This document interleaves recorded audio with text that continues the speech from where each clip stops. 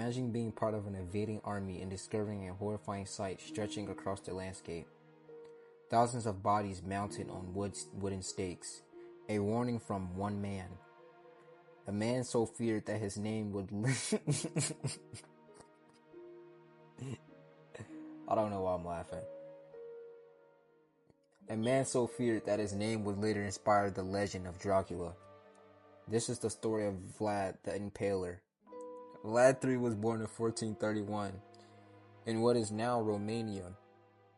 He grew up during a violent period when the kingdoms fought constantly for power and the Ottoman Empire was rapidly expanding. As a child, Vlad and his younger brother were taken hostage by the Ottomans. For years, they lived in captivity while their father tried to maintain his political alliances. During the time, Vlad witnessed brutality, warfare, and betrayal. Experiences that would shape the ruler he would become. When he finally returned home, tragedy awaited him. His father had been killed, and his older brother had been murdered by political enemies. Determined to reclaim his family's power, Vlad fought for control of Wallachia, a small but important kingdom located between powerful rivals. Once he became ruler, Vlad faced a difficult challenge. His kingdom was surrounded by enemies, and even some of his nobles plotted against him. So he ruled through fear. His most infamous punishment was impalement, a brutal execution that involved placing victims on large wooden stakes. Criminals, traitors, and enemies were often subjected to this fate.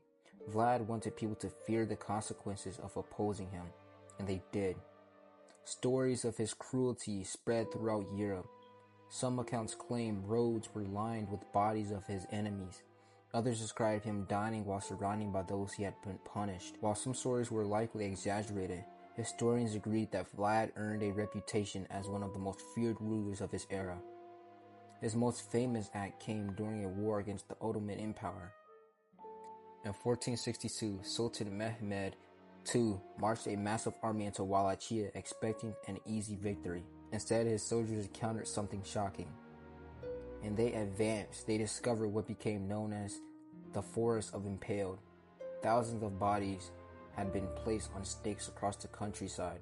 Terrifying displays stretched for miles. Even hardened soldiers were horrified. The message was clear. This was the fate awaiting anyone who challenged Vlad. Yet despite his brutality, many people viewed him as a hero.